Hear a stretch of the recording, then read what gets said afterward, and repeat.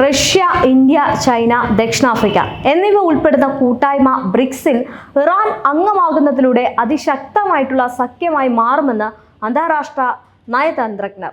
ഇറാനും കൂടെ ബ്രിക്സിൽ ചേർന്നതോടെ വൻ ശക്തി രാജ്യങ്ങളുടെ ഈ സഖ്യത്തെ ഇപ്പോൾ അമേരിക്കയും ആശങ്കയോടെ കാണുകയാണ്. ബ്രിക്സ് കൂട്ടായ്മയിൽ അംഗത്വം നേടുന്നു എന്നത് ഇറാന്റെ സമഗ്രതയുടെയും സാമ്പത്തിക നയതന്ത്ര ശേഷിയുടെയും വളർച്ചയ്ക്ക് വലിയ മാറ്റം സൃഷ്ടിക്കാനിടയുണ്ട് എന്നാണ് നയതന്ത്രജ്ഞർ വിശ്വസിക്കുന്നത്. ഇറാന്റെ ഈ നീക്കങ്ങൾ പ്രത്യേകിച്ച് ഈ റഷ്യയുമായിട്ടുള്ള സൈനിക സഹകരണം വർദ്ധിപ്പിക്കുന്നതും ചൈനയുമായിട്ടുള്ള വ്യാപാര ബന്ധം സജീവമാക്കുന്നതും അമേരിക്കയ്ക്കും പാശ്ചാത്യ രാജ്യങ്ങൾക്കും ആശങ്ക ഉണ്ടാക്കുന്നുണ്ട്. ഇതിലൂടെ ഇറാൻ വടക്കു കിഴക്ക് ആഫ്രിക്ക, ഏഷ്യൻ രാജ്യങ്ങളുമായിട്ടുള്ള സഹകരണത്തെ ശക്തിപ്പെടുത്തുകയും മിഡിൽ ഈസ്റ്റിൽ സ്വാധീനം ഉയർത്തുകയും ചെയ്യുന്നുണ്ട്.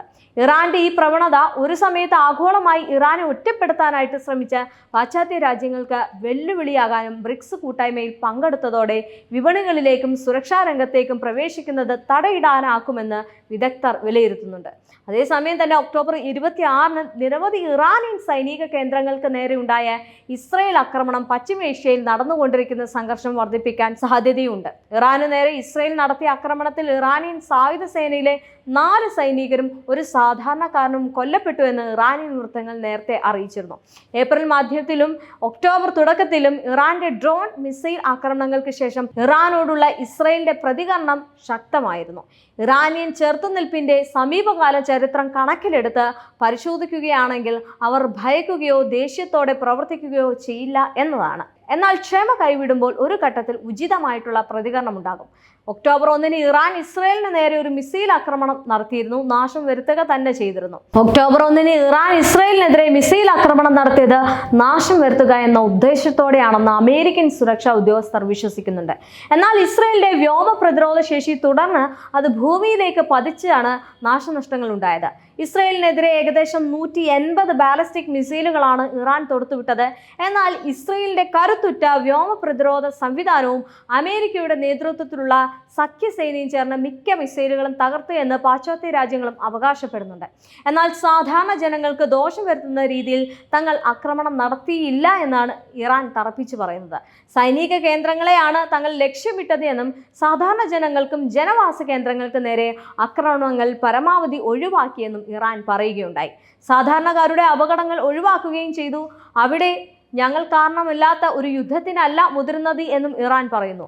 അതായത് 2023 ഒക്ടോബർ മുതൽ ഗസയിൽ 42,000-ത്തിലധികം ആളുകളെ കൊന്നു എന്ന് ആരോപിക്കപ്പെടുന്ന ഒരു ഭരണകൂടത്തോട് അനുയോജ്യമായിട്ടുള്ള പ്രതികരണം നൽകുകയാണ് തങ്ങൾ ചെയ്യുന്നത്. ഇസ്രയേലിന്റെ ഇരകളിൽ ഭൂരിഭാഗവും സ്ത്രീകളും കുട്ടികളുമാണ്.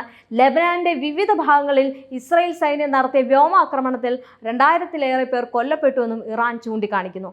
സാധാരണക്കാർക്ക് നേരെ വ്യാപകമായിട്ടുള്ള കുഴപ്പമുണ്ടാക്കുകയും സാധാരണക്കാർ സങ്കല്പിക്കാനാവാത്ത വേദന ഉണ്ടാക്കുകയും ചെയ്യുന്ന പ്രവൃത്തികൾ ഞങ്ങൾ കണ്ടില്ല എന്ന് നടിക്കില്ല എന്നാണ് ഇറാൻ പറയുന്നത്. അങ്ങനെ അവർ അല്ലെങ്കിൽ സയനിസ്റ്റ് ഭരണകൂടം ശിക്ഷിക്കപ്പെടാതെ പോകരുത്. അതുകൊണ്ട് ഇറാന്റെ പ്രതിരോധം വേറിട്ട് നിൽക്കുന്നതാണ്. യഥാർത്ഥത്തിൽ മധ്യേഷ്യയിലെ പ്രബല ശക്തിയായ ഇറാന് ഇസ്രയേലിന് ഭയമാണ്. ആയുധങ്ങളുടെ കാര്യത്തിലും സൈനിക വ്യൂഹത്തിന്റെ കാര്യത്തിലും ഇറാനാണ് മുന്നിട്ട് നിൽക്കുന്നത്. ഇറാൻ ഒന്ന് മനസ്സ് വെച്ചാൽ ഇസ്രയേൽ ഭസ്മമാകും. പക്ഷേ ഇറാൻ അങ്ങനെ ഒരു യുദ്ധം ആഗ്രഹിക്കുന്നില്ല. ബാലിസ്റ്റിക് മിസൈലുകൾ അയച്ച് നേരിയ പ്രഹരം മാത്രമേ ഇസ്രയേലിനെതിരെ ഇപ്പോൾ ഇറാൻ തൊടുത്തുവിട്ടിട്ടുള്ളൂ. ഇസ്രയേലിനെ ഒന്നിലധികം തവണ വെല്ലുവിളിച്ചതിനും വിദേശ നയത്തിനും അമേരിക്കയുടെ താളത്തിനൊത്ത് നൃത്തം ചെയ്യാൻ വിസമ്മതിച്ചതിനും ഇറാനെതിരെ അമേരിക്ക ചുമത്തിയ സാമ്പത്തിക ഉപരോധം ഇന്നും തുടരുകയാണ്. ഇതിനൊരു തടയാണ് എന്ന നിലയിലാണ് ഇറാൻ ബ്രിക്സ് സഖ്യത്തിൽ ചേരുന്നത്. ഈ ബ്രിക്സിൽ പൂർണ്ണമായി അംഗമാകുന്നതോടെ തന്നെ റഷ്യയുമായിട്ടുള്ള സൈനിക പങ്കാളിത്തവും ചൈനയുമായുള്ള സാമ്പത്തിക ബന്ധവും ഉറപ്പാക്കുന്നതൊരു ആശയവും കണ്ടിട്ടുണ്ട്.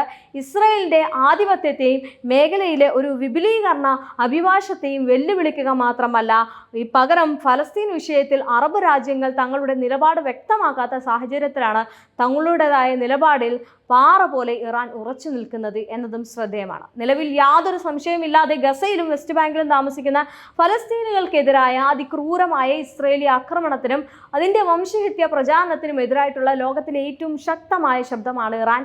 ഇത് തന്നെയാണ് മറ്റേത് രാജ്യങ്ങളിൽ നിന്നും എന്തിന് അറബ് രാജ്യങ്ങളിൽ നിന്ന് പോലും വരെ വ്യത്യസ്തമായിട്ടുള്ള നിലപാട് ഈ ഇറാൻ ഉള്ളത്.